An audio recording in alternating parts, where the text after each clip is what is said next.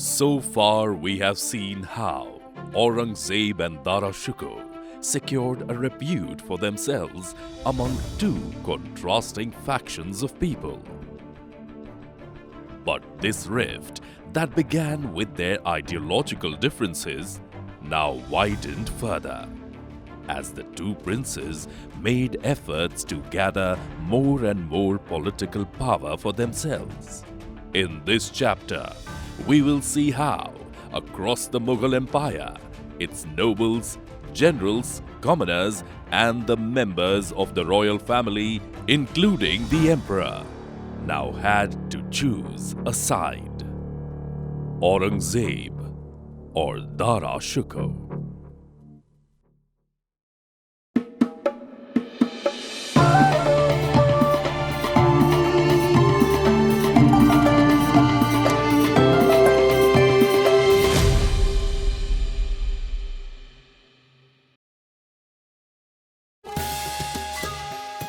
As we approach the conclusion of our series, Aurangzeb and Dara Shukoh, we are at a stage planning the next chapters in our exploration of Indian history and literature. No one else can guide us better than you, our valued audience. We invite you to participate in planning our future content. Please let us know your suggestions by visiting glimpsesanimations.com/survey. Let us continue to celebrate and rediscover the stories that define us.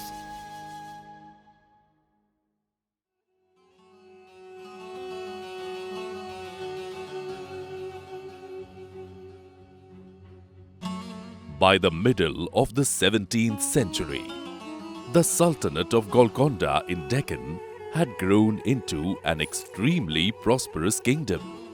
In 1636, Shahjahan forced the Sultanate into submission and made it a vassal to the Mughals. But now, Aurangzeb, serving as Viceroy of Deccan, eyed its riches. Hence, when the Qutb Shah of Golconda jailed the family of one of Shah Jahan's prominent ministers, Mirjumla, Aurangzeb used it as an opportune excuse to invade the kingdom. Shah Jahan approved the invasion, but also left room for peace to be sustained. The emperor sends his blessings for the campaign, but he orders to give the Shah of Golconda a chance to release the captives. If Mirjumla's family is released, we can avoid the expensive campaign and yet extract compensation for the Shah's misbehavior. He has also provided this letter with his own official seal to be dispatched to the Golconda. Respond to the emperor with usual respects, and that his orders shall be followed. Tell him that his message to the Shah of Golconda shall be relayed forward. I will do that, Shehzade. Both the letters will be sent immediately. Both? Which both? Your Highness' response to the emperor and the emperor's letter to be forwarded to Golconda. No. Hold the second letter. It shall not be forwarded. Forgive me, but it's the emperor's order, and you are responding to him that the letter shall be dispatched. The emperor is growing old. He is nearing the end of his age. He favors Dara more than me and doesn't want me to grow stronger than my brother. I don't understand. You see, the kingdom of Golconda is very rich. Its diamonds are sought across the whole world. Dara has the treasury of Delhi, and I need to have one for myself. I must conquer Golconda. Aurangzeb had made his move. He had begun to muster wealth and power, not for the empire, but for himself. As Golconda did not receive the offer of a pardon from Shah Jahan, it did not release the captives. And on that pretext, Aurangzeb continued with his takeover of the kingdom. Fort by fort, he closed in on the capital near Hyderabad and besieged it. Qutb Shah's mother herself came down to Aurangzeb's camp begging for her son's life. But Aurangzeb was not going to settle for anything less than the whole of the kingdom. Around this time, by the year 1655, Dara had made a rigorous study of Vedanta. He had met numerous Hindu scholars and had even stayed in Banaras for some time to get a firm grasp of the subjects. And he poured all his learnings into a new book that was unlike anything ever written before in the history of mankind. It was a treatise that highlighted the similarities and commonalities between Sufi and Vedantic philosophies. Dara writes in its preface, After knowing the truths, secrets, and subtleties of Sufism, and having had repeated communions and discussions with perfected divines of Indian religion, I did not find any difference, except verbal, the way they sought and comprehended truth. Consequently, having collected the views of both, I have compiled this tract named Majma-ul-Bahrain, the mingling of the two oceans, as it is a collection of the truth and wisdom of two truth-knowing groups, the Vedantics and the Sufis.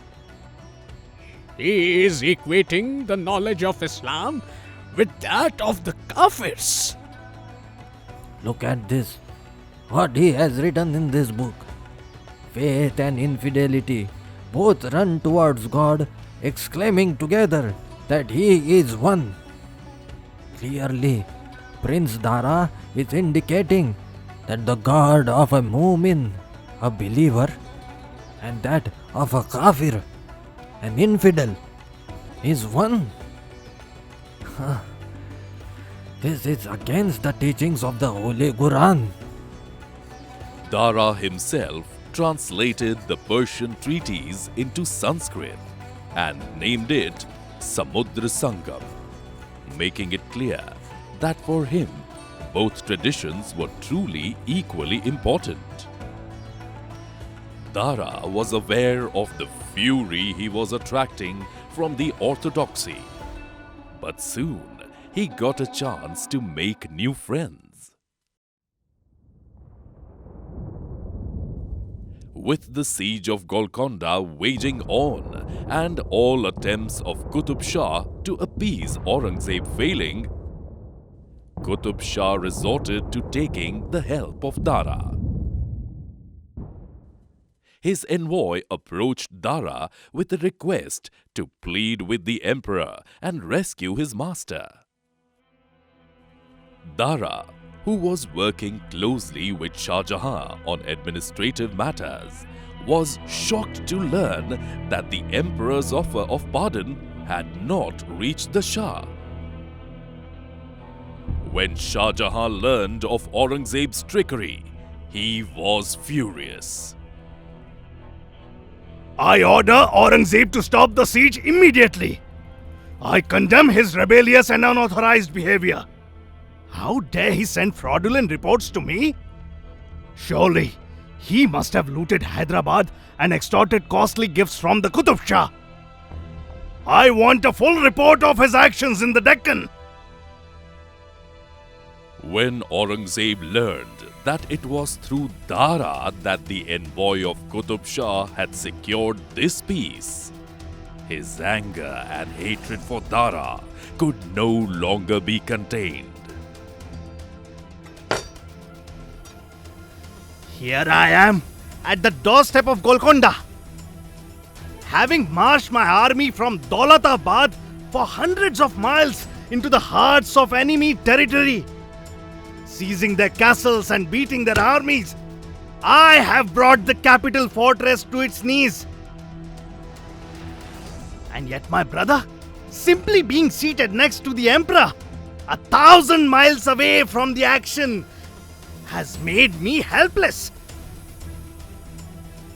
The momentous conquest that would have yielded immense land, wealth, and glory was within my grasp.